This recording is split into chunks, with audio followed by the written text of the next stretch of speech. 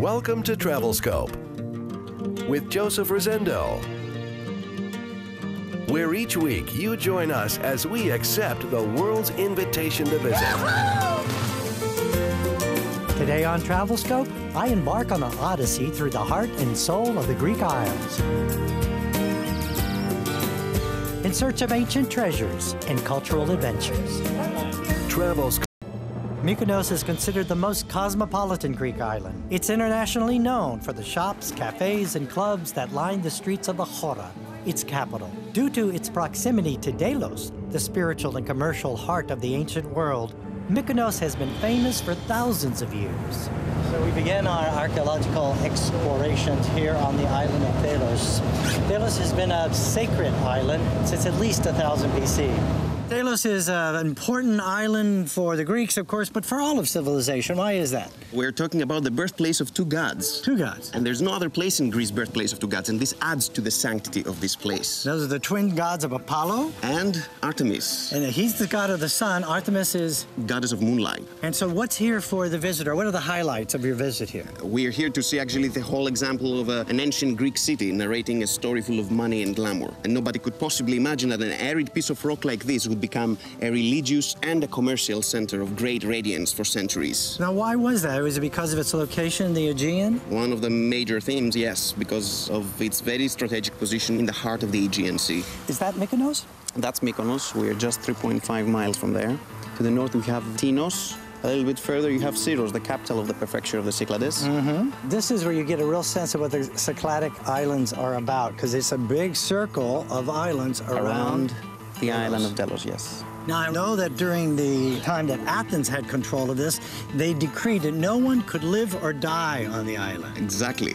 Because a plague disease hit Athens in the 5th century BC, the Athenians considered that that was the anger of god Apollo sent to them, so they decided to purify his birthplace by imposing a very strange law that prohibited births, deaths, and burials of humans on this island. From Delos, one of the largest archaeological parks in the world, we retreat to the maze-like pedestrian streets of Mykonos. This is what they talk about when they talk about Mykonos. These little alleyways or small, narrow passageways. So all these buildings out to your right actually were the pirates' houses. Pirates' houses? Yeah, they used to dock their small maneuverable ships under their balconies and take all the loot on the balcony and then come out from this side of the house as if nothing had happened. Are you saying all these jewelry sellers are pirates? Could be. You're not saying that, are you? When in Greece last year, my wife and producer Julie took a tumble, broke her elbow and sprained her ankle. That didn't stop us. After finishing our cappuccinos in Little Venice, we headed out of town to discover the rest of the island.